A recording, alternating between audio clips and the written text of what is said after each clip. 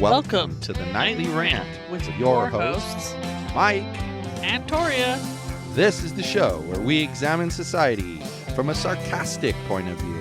If you like insane conversations, this is definitely the show for you. Let's get into today's topic.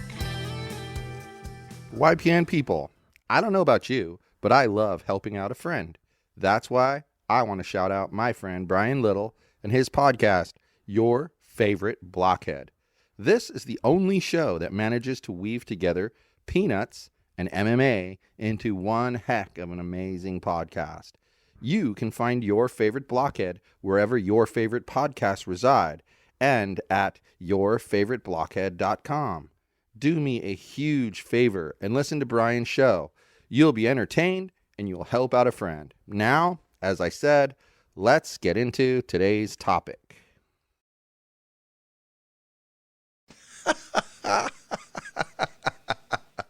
I don't like the Hey Google.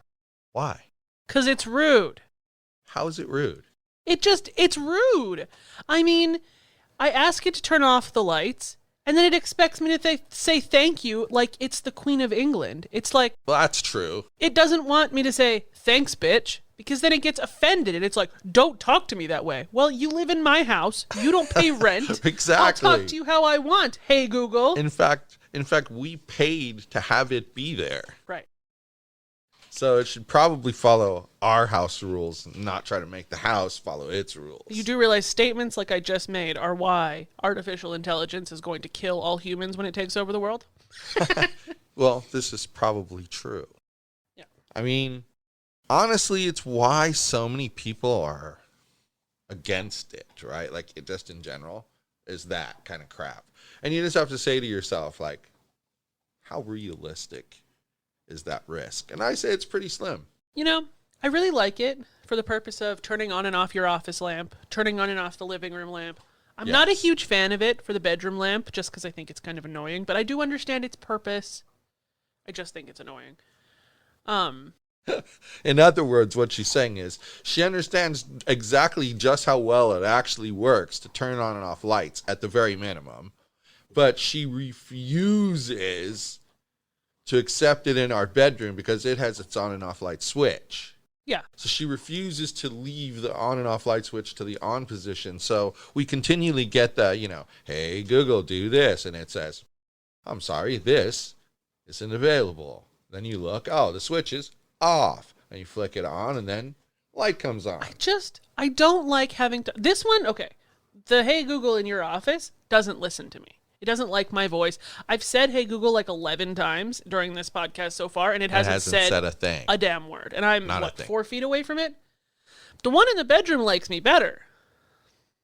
But by the time I'm out the door, it can't hear me anymore. But I wonder if it's one of those things where... I mean, this just sounds weird, but it's possible. I wonder if it's one of those things where it's just gotten used to my voice because it's near me. You programmed it that way. And yours got used to your voice because it's next to you. I'm sure. And so that's why it's... Because I notice in the bedroom... That one doesn't listen to you. It's not as responsive to me as this one is. This one just does what I tell it to do. Right. But every time we talk about these things, I think of that Simpsons episode. I don't know if you've seen it. It's one of the Treehouse of Terror episodes. They move into a smart house, Homer and Marge, and the smart house decides it likes Marge, and it's going to kill Homer and romance Marge. And so it's like got the chainsaw coming at him from the garage. It's like, and then it tries to flush him down the toilet. It's fantastic. It swapped his milk for poison. I have not. What? Seen this. I have not. I've not seen You this. need a Simpsons education, my friend, because it's amusing. I have not seen this. I'll find it for you. I've not seen this at all. I'll find it for you. Okay. The Treehouse of Terror Simpsons episodes are arguably the best Simpsons episodes. Okay. You know what your Treehouse of Terror thing reminds me of, though? We were just a little bit ago talking about how people were. And, well, like, we just had this experience this past weekend at the LA Marathon. Because, Matthew, my oldest boy, decided to run 26.2 the miles. marathon. 26.2 miles. He killed it, consecutively. And he did it. He did it. He finished like a champ. The entire thing. And you know what? Wasn't whining and complaining afterwards about how is this hurt or is that hurt. He just said his legs were spent. He didn't have anything left. Yeah. I think it, and he said it's because he didn't expect there to be so many hills. He'd be like, there's a hill. Oh, good. Now we made it over the hill. Oh, wait a minute. Another hill.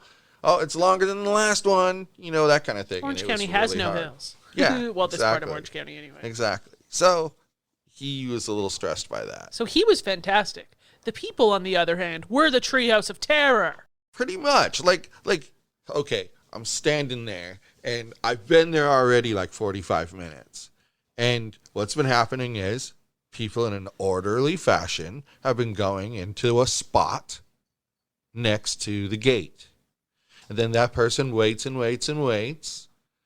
And you're hoping you're lucky enough that that person's person moves away, comes through, and then they move away so you can move up. That's what you're hoping for, right? Yeah. And it's hardly ever perfect, hardly ever works, but also some people were being pretty courteous, and if they could tell that your person was upcoming, they would move out of the way for you. Switch for you, yeah, and then let you in, and then you give it back to them, basically, their spot. I mean, that's nice, too. That's super duper nice. Like, those kind of people are not who we're talking about here. We're talking about the ones who were like this lady who just all of a sudden pops up out of nowhere and is like shoving on my side.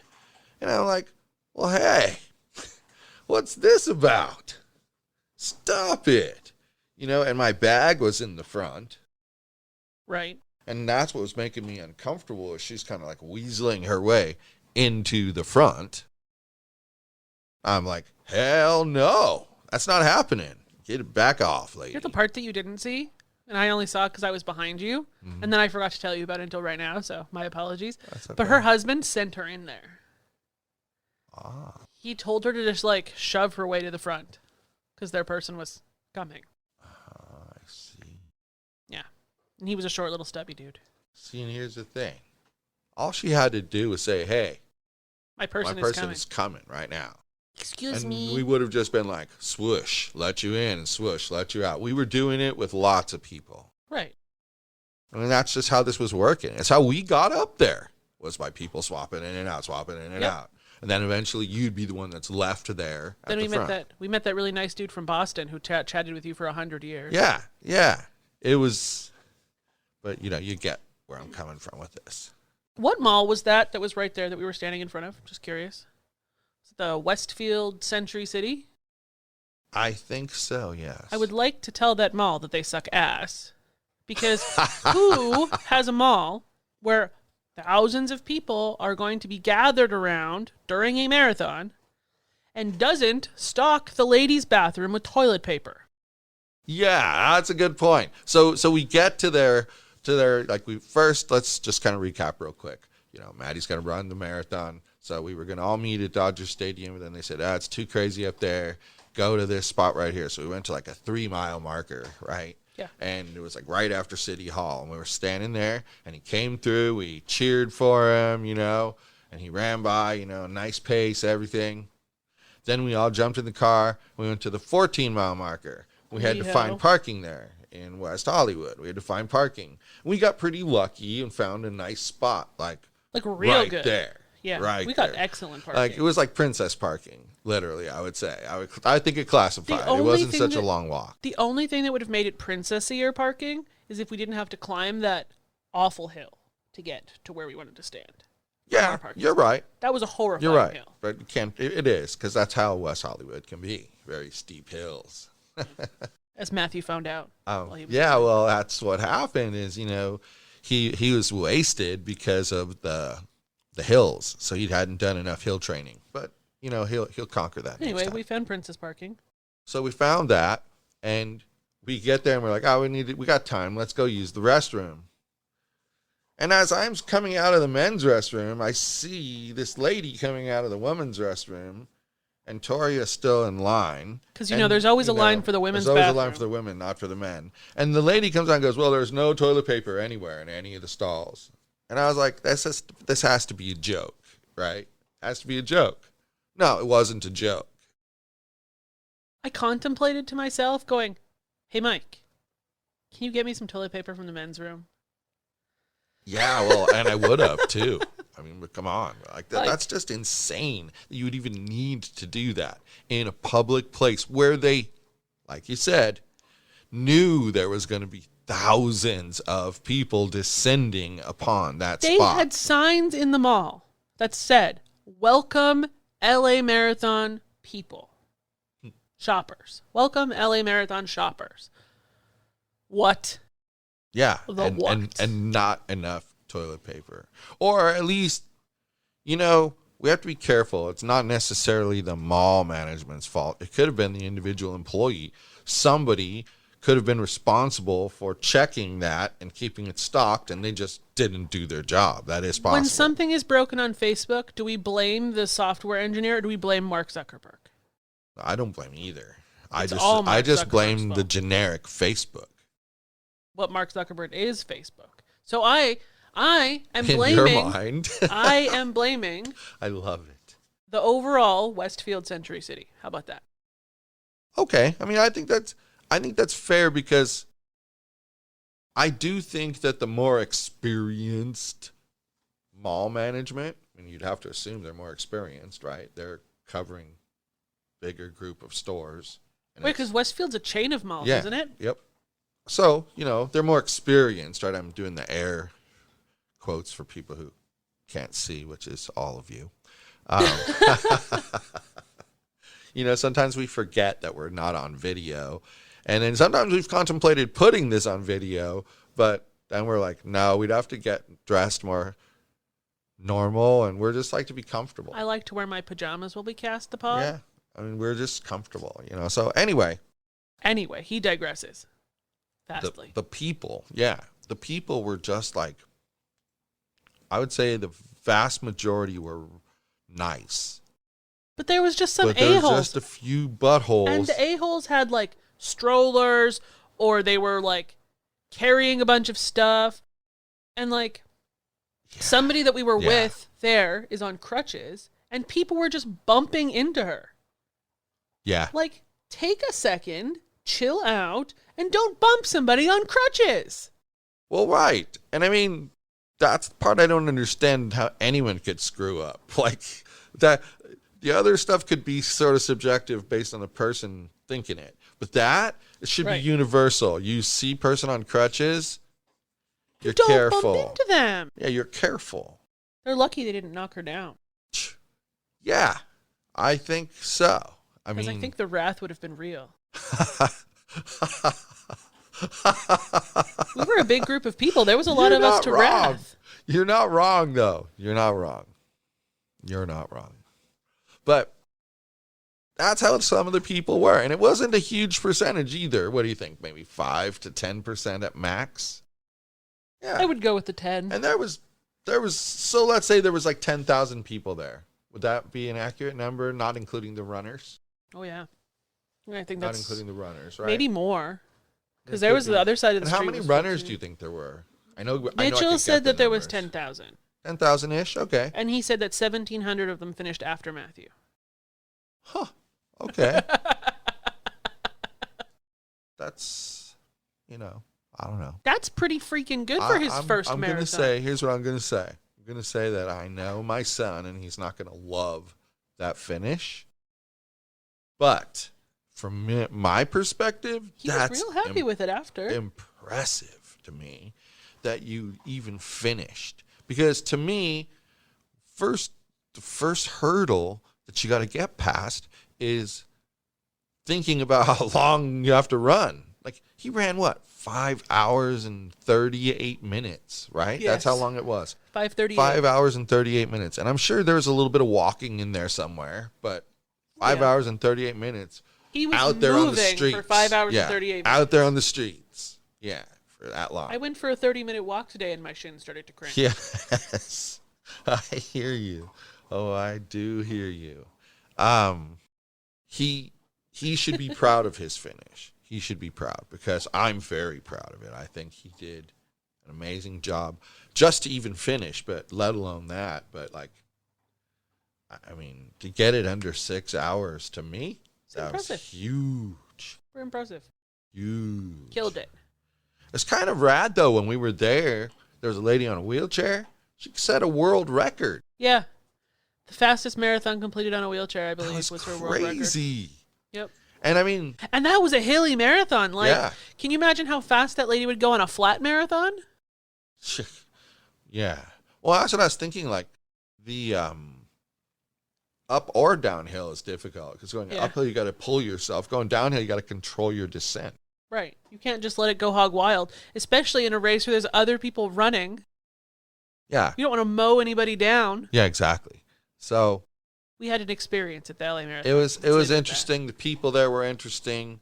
Thankfully, by even our own standards, and we're pretty pessimistic about humankind. Always. Right? I mean, that's how we are. And even we would say 80% of those people there were decent people. 80%. Or at least polite. Yes. I mean, you can't say that they're decent people just because they're polite. Yes, but they were at least polite. Exactly. Good They're point. not raging assholes. They either showed us that they were decent people or they were decent people. towards us. One or the other. Did it turn the light on its own? Because I don't remember the light being on. But anyway. See? The Hey Google is back again. The thing is Asshole. Rude. She claims that it's rude. I don't like it. I like Siri. Can we have a Hey Siri? Oh, an Apple, what Apple are those Home? things called? Home? Yeah. They're expensive, though. I don't know. I like them the best, but... The thing that I like about this is that it connects to our Wi-Fi mesh. Oh. That's what I like about it, is it can control our Wi-Fi mesh. It sometimes will tell me that a station needs to be rebooted, and then I can just tell it, yeah, go ahead and reboot it, and it'll reboot it. So, all right. That's fine. I mean, it's pretty well wired into our Google even though Mesh it's rude, system. I guess. Well, it is rude. I have to agree with you. I do. I have thought a few times about how like condescending it can be towards me, and then if I make a joke back at it, it like gets all offended. Yeah. And I think yeah. I like Siri's responses better when they like make jokes at you and stuff like that. That's because Siri has a personality. Well, Unlike that thing. I think part of it is that they've trained this one that if it doesn't recognize a response, to default to that rude kind of, condescending, don't talk to me that way tone of voice. Well, it recognizes the curse words I utter at it, really. I'm owning that part. Well. Oh my gosh. I love it. Now that AI is out to get us, and we're probably going to get murdered by the Google Home in our sleep. Good night, everyone. Hasta la bye-bye. Thank you for listening to the Nightly Rant. If you enjoyed the show, please give us a 5-star rating on Apple Podcasts or Google Play. If you didn't enjoy the show, please just ignore that previous request for a rating. This has been a Yogi's Podcast Network production.